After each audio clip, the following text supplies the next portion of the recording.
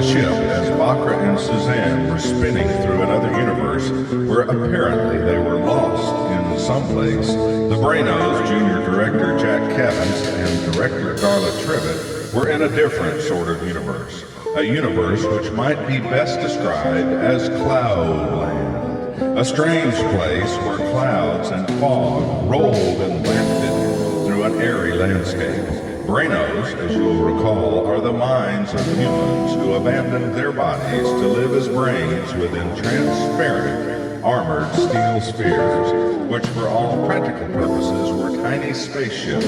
complete with life support, perceptual interfaces, propulsion, and weapons systems. These mirrored scholastic spheres, as they were called officially, gave the Brainos their hallmark image, and in addition to being a complete environment for the brains living within them, they provided an impressive presence when the Brainos were among what they called physicals, the people who had not yet abandoned their bodies in favor of living as brains suspended within miniature spaceships.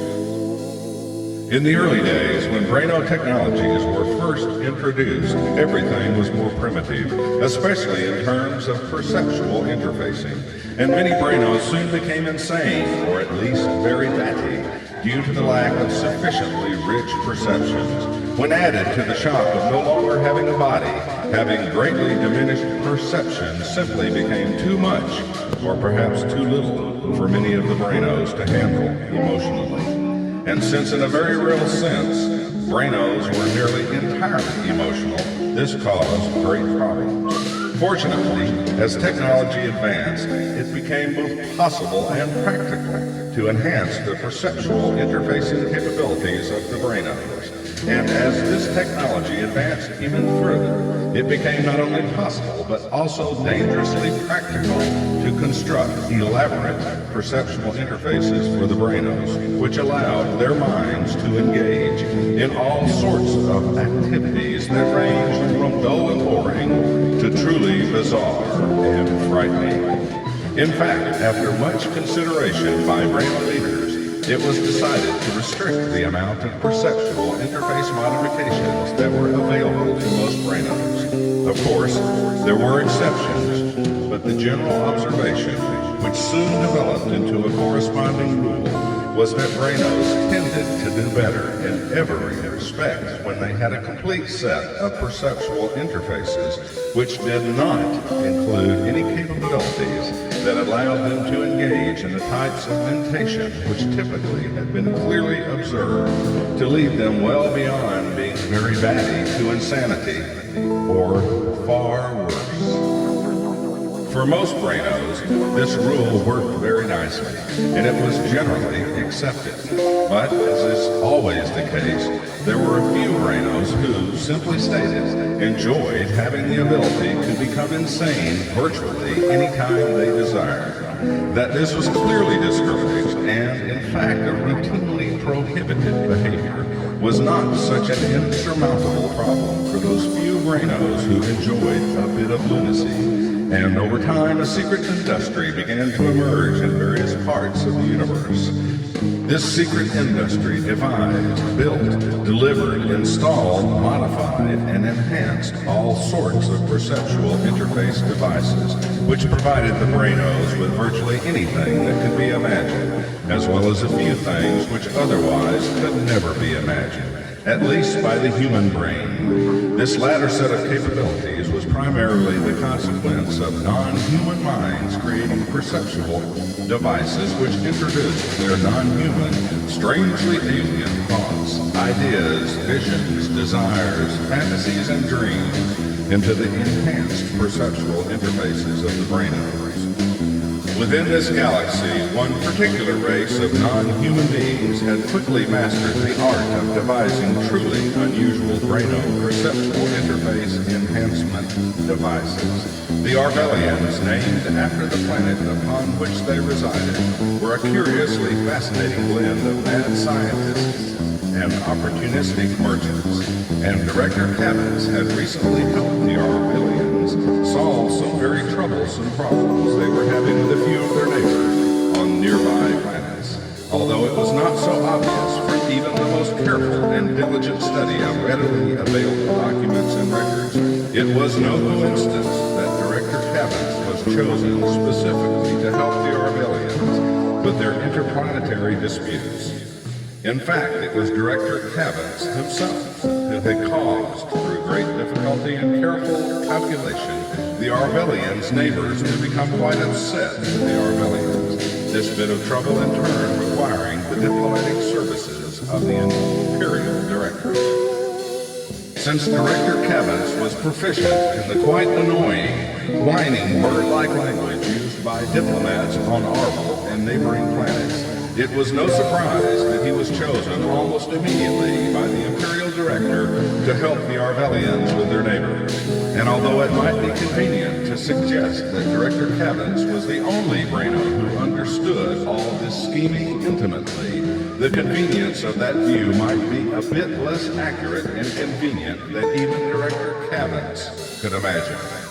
The fact of the matter is that Brainos had promoted scheming and game-playing to art forms, at least as elegantly imagined, devised, and constructed as Fabergé games. And games within games within games abounded among the Brainos, within games within games within games, virtually inexhaustibly and curiously, with few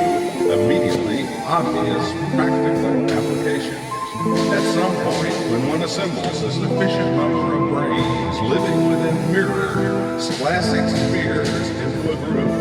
what else can the group do but play mind games? Insofar as Director Jack Cavants was concerned, nothing was more entertaining than playing his carefully devised mind games with Director Darla Trivit, and with considerable help from specially modified Arvelian perceptual interface modification and enhancement devices, along with knowing Director Trivit's classic sphere security override code,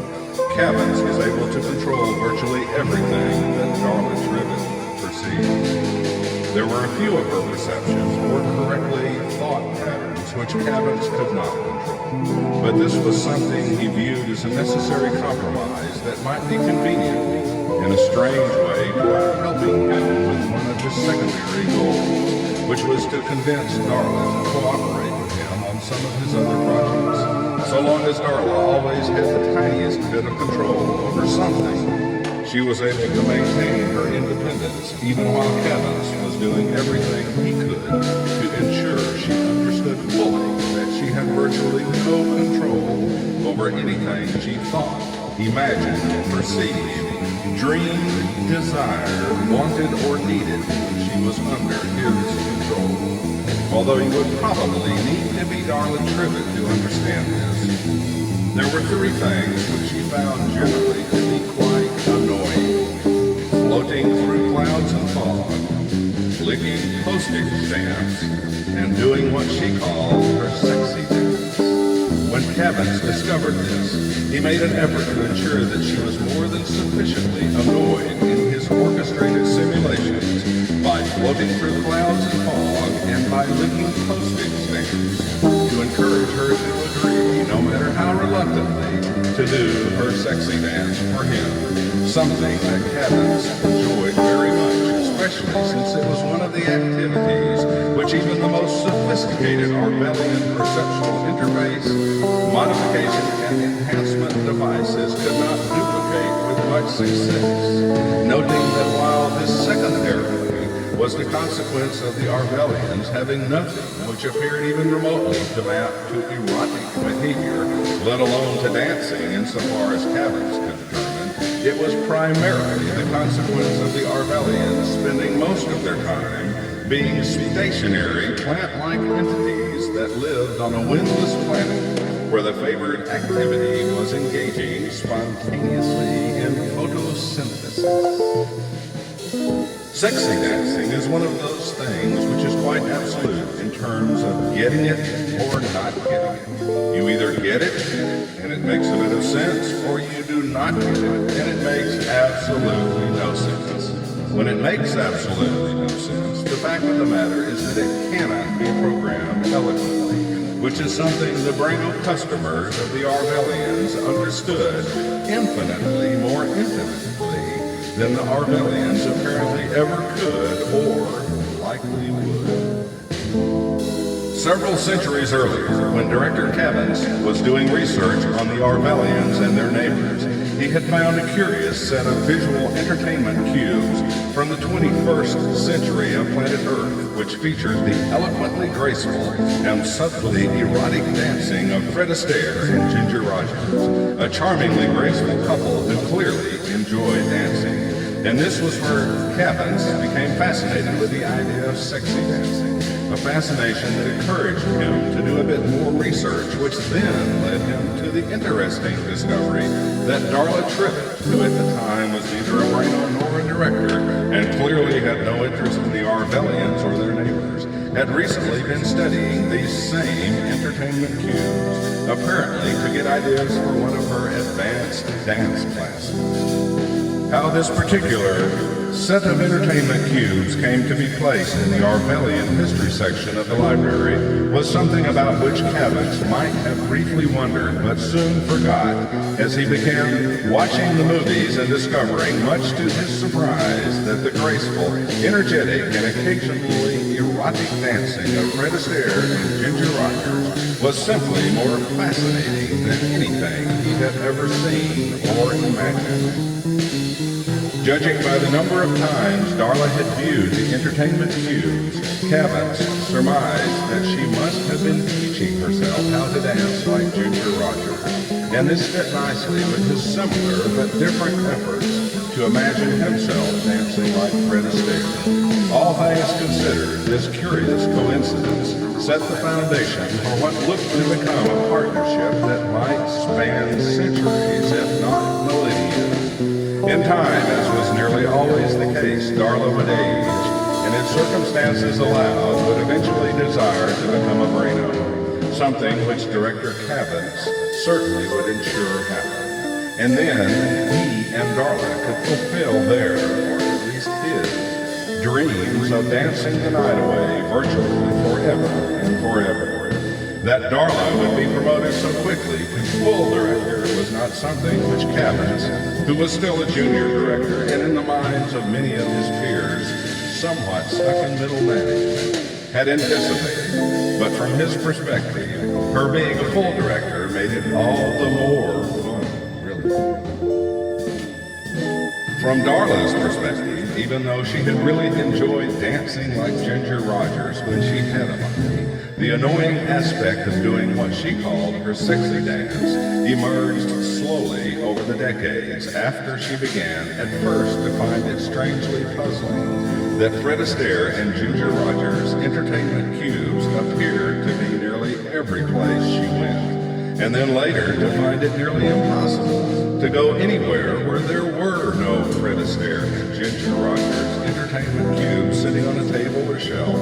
or every so often delivered to her door in a nicely wrapped package by a courier or by someone from room service. It was not actually Fred Astaire and Ginger Rogers that she found annoying, nor was it her sexy dance that she found annoying. Instead, it was the idea that someone or something was leading her along a path which led somewhere she could neither imagine nor understand, except to observe that, very differently from the children's story of Hansel and Gretel, but from another perspective oddly similar, the path was marked not by breadcrumbs, but by Fred Astaire and Ginger Rogers' entertainment cubes.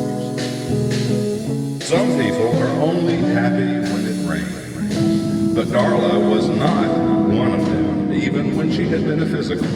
What Darla enjoyed was dancing, especially sexy dancing, at least until she began discovering Fred Astaire and Ginger Rogers' entertainment cubes everywhere she went. Once this started happening, she made doing her sexy dance more of a private activity, which had the effects not only of improving her dancing skills considerably, but also of ensuring that this was something about which, insofar as she could determine, nobody else knew.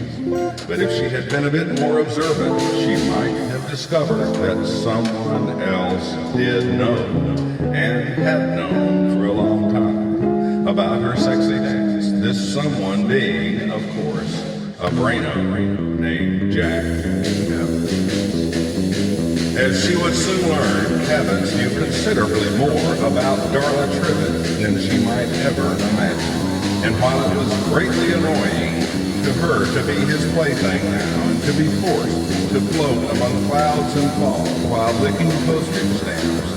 Darla began having the curiously fascinating idea that she could somehow change her reality in pleasant, if not excitingly erotic ways by focusing more on her sexy dancing, while simultaneously pretending that she did not like it, which of course was not the case at all. The reality for Darla, virtual or otherwise, was that the two things she desired most were to do her sexy dance and to have someone appreciate it intimately on the deepest emotional levels possible. For Junior Director Jack Cavants, this was nearly too exciting to imagine. And since it was nearly too exciting to imagine, Cavants nearly never actually imagined it, other than to allow himself an occasional flight of fantasy, which was even more brief than it was occasional. But of all the players in this elaborate game, perhaps the most intrigued, excited, and amused were the Imperial Director and his favorite Arvelian consort, Lola Wagi.